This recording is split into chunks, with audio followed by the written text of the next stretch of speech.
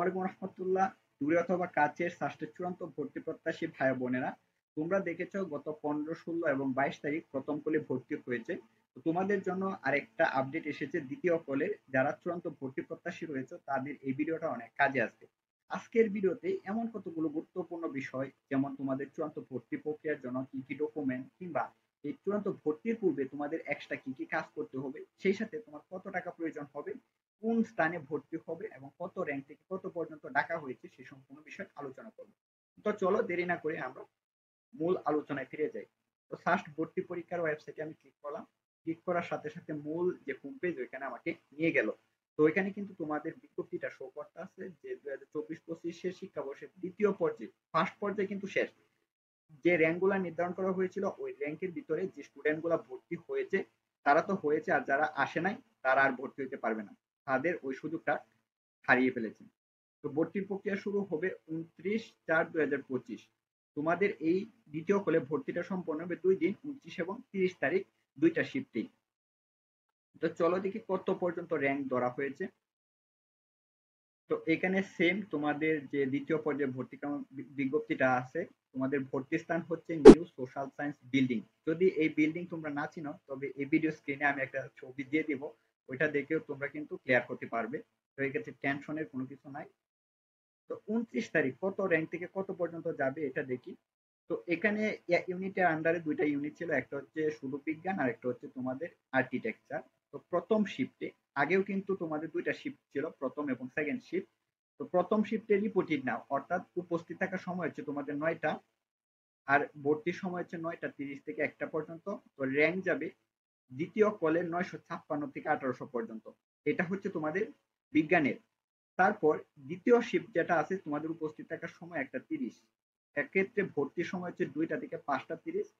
পরবর্তী যাদের র্যাঙ্ক 1801 থেকে 2550 পর্যন্ত তারা কিন্তু দ্বিতীয় কলে ভর্তি হতে পারবে, যারা আসবে না তারা পরবর্তীতে কিন্তু ভর্তির আর সুযোগ পাবে না। আর আর্কিটেকচারের যে প্রথম র্যাঙ্ক দেওয়া হয়েছিল 30 পর্যন্ত, 30-এর পরবর্তী তোমাদের 31 থেকে 50 পর্যন্ত যাদের র্যাঙ্ক, তারা কিন্তু 29 তারিখ ফার্স্টে যদি সশরীরে আসো তবে কিন্তু ভর্তি হতে পারবে। তো পরবর্তী বি ইউনিটের আন্ডারে ছিল 3টা ইউনিট। 3টা ইউনিটের ভর্তি প্রক্রিয়া সম্পন্ন হবে তোমাদের এখানে 30 তারিখ। যারা 30 তারিখ আসবে না তারা ভর্তি হতে পারবে না। তো তাদের রিপোর্টিং থাকার সময় হচ্ছে তোমাদের 9টা, আর তোমাদের ফাইনাল ভর্তিটা শুরু হবে 9টা 30 থেকে 1টা পর্যন্ত। যারা বাণিজ্য বিভাগের আসো তারা 83 র্যাঙ্ক থেকে 120 যাদের র্যাঙ্ক, তারাই কিন্তু ভর্তি হইতে পারবা দ্বিতীয় কলে। আর বিজ্ঞানের যারা আসো তাদের র্যাঙ্ক যাবে 216 থেকে 400 পর্যন্ত, যেটা কিনা ফার্স্ট চূড়ান্ত পরীক্ষা সম্পন্ন হওয়ার পরে কিন্তু আমি একটা ভিডিও বানিয়েছিলাম যে তোমার র্যাঙ্ক ভার্সেস ফার্স্টের চান্স, সে সম্পর্কে আমি একটা আইডিয়া দিয়ে দিয়েছিলাম। তো আজকের এই র্যাঙ্ক কিংবা পরবর্তীতে যে র্যাঙ্ক গুলা দিবে, ওর সাথে আজকের ভিডিওর র্যাঙ্কের তোমার সত্যতা তোমরা যাচাই করে নিও, যে এই প্ল্যাটফর্ম যে তোমাদের সত্য তথ্য প্রদান করে কিংবা যৌক্তিক তথ্য প্রদান করে সেটা কিন্তু তোমরা বুঝতে পারবা। আর মানবিকের যারা আছো তাদের র্যাঙ্ক হচ্ছে যারা 285 থেকে 580 যাদের র্যাঙ্ক, তারাই কিন্তু দ্বিতীয় কলে ভর্তি হইতে পারবা। এই র্যাঙ্ক গুলাই দ্বিতীয় কলে যাবে। এখন হচ্ছে তোমাদের কি কি সতর্কতা কিংবা কি কি ডকুমেন্ট লাগবে। তো প্রথম নির্দেশনা দেওয়া আছে, সাবজেক্ট নির্বাচন কিংবা ভর্তি নিশ্চিত করার ক্ষেত্রে তোমার সশরীরে আসতে হবে। তোমার আব্বু আসলে হবে না, তোমার আম্মু আসলে হবে না, তোমার আঙ্কেল আসলে হবে না, তোমার সশরীরে আসতে হবে। তার পরবর্তী হচ্ছে তোমাদের এসএসসি এবং এইচএসসি পরীক্ষার মূল ট্রান্সক্রিপ্ট, মার্কশিট লাগবে।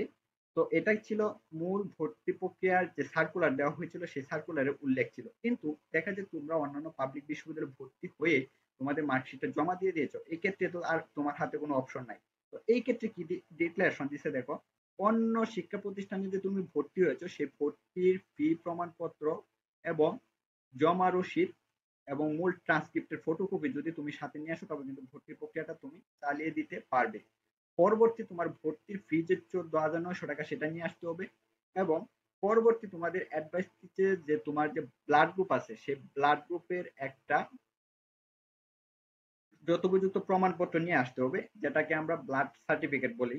তো এটা পরবর্তী সাবজেক্ট নির্বাচন করতে উপস্থিত শিক্ষার্থীর মেধাক্রম অনুযায়ী ডাকা হবে। অর্থাৎ তোমার র্যাঙ্ক যদি 275 হয়, সেই ক্ষেত্রে মনে করো 275-এর পরবর্তী 290 যার র্যাঙ্ক, 290 কিন্তু আগে গিয়ে তোমার সাবজেক্ট নির্বাচন করতে পারবে না, 275 আগে তার পরবর্তীতে 290, এটাই এখানে বলা হয়েছে।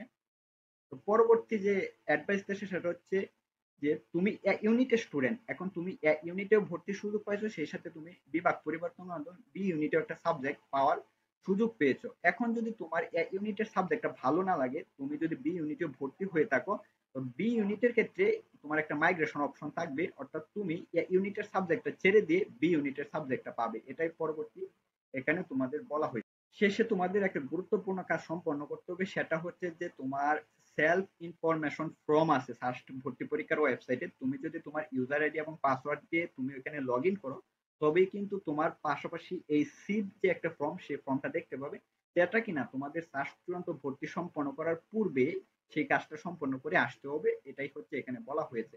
তো নিচে তোমাদের লিঙ্ক দেওয়া আছে, এই লিঙ্কটা ভিডিও ডেসক্রিপশনে আমি দিয়ে দিব।